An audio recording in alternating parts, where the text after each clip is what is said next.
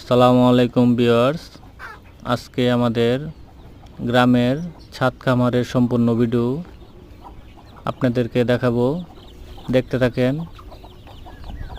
অল্প খরচের ভিতর একটা ঘর বানিয়েছি মুরগি পালন করার জন্য, দেখতে থাকেন আপনারা।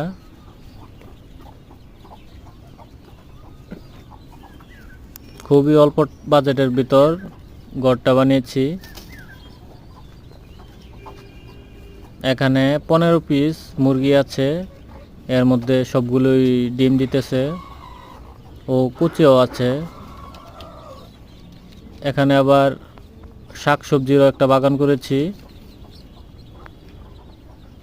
খুবই সুন্দর মাশাআল্লাহ।